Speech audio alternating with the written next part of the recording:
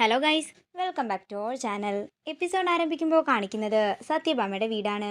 എന്താണെങ്കിലും പ്രീതിയെ പിരിഞ്ഞൊരു ജീവിതം തനിക്കില്ലെന്നും അമ്മയ്ക്ക് ഇവിടെ നിന്ന് പോകാമെന്നും പറഞ്ഞ് വസുമതിയെ ദേഷ്യത്തോടെ അവിടെ നിന്ന് ആട്ടിയിറക്കുകയാണ് അർജുൻ.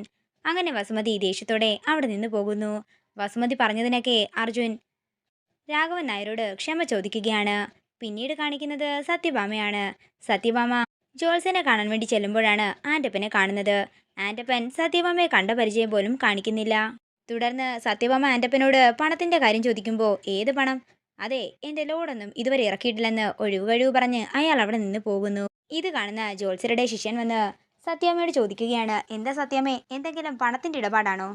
ഏയ്, അങ്ങനൊന്നുമില്ലെന്ന് സത്യഭാമ പറയുമ്പോൾ അയാൾ പറയുകയാണ്, ആൻ്റപ്പന് കൊടുക്കുന്നതും ആറ്റിൽ കളയുന്നതും ഒരുപോലെയാണെന്നാ നാട്ടുകാർ പറയുന്നത്. സത്യമ്മയും അയാളുമായിട്ട് എന്തെങ്കിലും പണത്തിന്റെ ഇടപാടുണ്ടെങ്കിൽ സത്യം അതങ്ങ് മറക്കുന്നതാ നല്ലത്. അയാൾ എന്താണെങ്കിലും പണം തിരികെ തരാനേ പോകുന്നില്ല. ഇത് കേൾക്കുന്ന ഭാമ ഒരു ഞെട്ടലോടെ നിൽക്കുകയാണ്. അങ്ങനെ സത്യഭാമ ജോത്സ്യന്റെ അടുത്തേക്ക് ചെല്ലുമ്പോൾ ജോത്സ്യരെ പറയുകയാണ്, സത്യാമ്മയ്ക്ക് അത്ര നല്ല കാലമല്ല വരാൻ പോകുന്നത്. ധനനഷ്ടം, മാനഹാനി, അപകീർത്തി, മനക്ലേശം അങ്ങനെയൊക്കെയാണ് കാണുന്നത്. എന്തെങ്കിലും പരിഹാരമുണ്ടോ എന്ന് സത്യാമ്മ ചോദിക്കുമ്പോൾ തിരുമേനി പറയുകയാണ്, ശാപങ്ങളും കണ്ണീരും ഒരുപാടുണ്ട് ആ വീടിന്റെ പുറത്ത്. ഇക്കണക്കിന് പോവുകയാണെങ്കിൽ വൈകാതെ തന്നെ ചവിട്ടി നിൽക്കുന്ന ഭൂമിയും സത്യാമ്മയ്ക്ക് നഷ്ടപ്പെടും. വാസസ്ഥലം ഉപേക്ഷിച്ച് അന്യസ്ഥലത്തേക്ക് പലായനം ചെയ്യേണ്ടി വരുമെന്നും ജോത്സ്യൻ പറയുന്നു. ശാപവും കണ്ണീരുമൊക്കെ എന്തൊക്കെയെന്നും എങ്ങനെയൊക്കെയെന്നും പറയാൻ എന്നെ കൊണ്ടാകില്ല. അത് സത്യാമ്മ തന്നെ ആലോചിച്ച് കണ്ടുപിടിക്കണമെന്ന് തിരുമേനി പറയുമ്പോൾ ശാരദാമ്മയെ പോലീസ് അറസ്റ്റ് ചെയ്തു കൊണ്ടുപോയ കാര്യങ്ങളും കൂടാതെ വിഷ്ണുവും ശാലിനിയും കൂടി പാറുക്കുട്ടിയുമായിട്ട് പോയ കാര്യങ്ങളും ഒക്കെ തന്നെ ഭാമ ആലോചിക്കുകയാണ്. ഒരു കൈക്കുഞ്ഞിനെ അവിടെ നിന്ന് പടിയിറക്കി തെരുവിലേക്ക് വിട്ടിട്ടുണ്ടല്ലേ എന്ന് തിരുമേനി ചോദിക്കുന്നു. സത്യാമ്മയുടെ അമ്മയുടെ ആത്മാംശം ശ്രീ പാർവതിയിലുണ്ട്. അവളെ സത്യമ്മ വീട്ടിൽ നിന്നും ഇറക്കിവിട്ടപ്പോൾ സ്വന്തം അമ്മയെ അരമനയിൽ നിന്നും തെരുവിലേക്ക് ഇറക്കിവിട്ടതുപോലെയാണ് ആയത്. അന്നം പോലും കഴിക്കാനാകാത്ത കുഞ്ഞ് ഒരു തുള്ളി പാലിന് വേണ്ടി വിശന്ന് അമ്പലനടയിലിരുന്ന് കരയേണ്ട അവസ്ഥ വരെ ഉണ്ടായിട്ടുണ്ട്. എല്ലാ കണ്ണീരും ദൈവം പുറത്താലും ഈ കണ്ണീര് എന്താണെങ്കിലും ദൈവം പൊറുക്കാനേ പോകുന്നില്ല. തിരുമേനി, ഇതിന് പരിഹാരമൊന്നുമില്ലേ എന്ന് സത്യഭാമ ചോദിക്കുമ്പോൾ തിരുമേനി പറയുകയാണ്, ഒരു പരിഹാരമേ ഉള്ളൂ.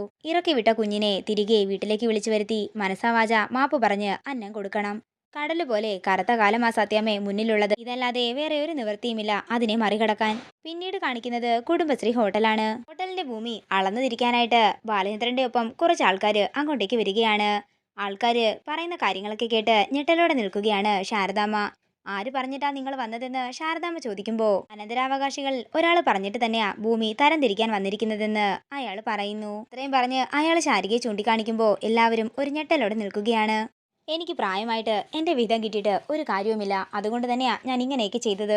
എനിക്ക് എത്രയും പെട്ടെന്ന് തന്നെ എൻ്റെ വീതം അങ്ങ് കിട്ടണമെന്ന് ശാരിക പറയുമ്പോൾ തളർന്ന് താഴേക്ക് വീഴാൻ പോവുകയാണ് ശാരദാമ്മ. പെട്ടെന്ന് ശ്യാമയും രാജിയും കൂടി ശാരദാമ്മയെ താങ്ങി പിടിച്ച് ഹോട്ടലിന്റെ മുന്നിലേക്ക് ഇരുത്തുന്നു. തുടർന്ന് ശ്യാമ ദേഷ്യത്തോടെ ശാരികയുടെ അടുത്തേക്ക് ചെന്ന് ശാരികയുടെ കഴുത്തിന് പിടിക്കുകയാണ്. നിനക്ക് എന്തിന്റെ വിഹിതമാടി വേണ്ടതെന്ന് ശ്യാമ ദേഷ്യത്തോടെ ശാരികയോട് ചോദിക്കുന്നു. അതേസമയം ഇതൊക്കെ കേട്ടുകൊണ്ട് ബാലചന്ദ്രൻ വണ്ടിയിൽ നിന്നും ഇറങ്ങി വരികയാണ്.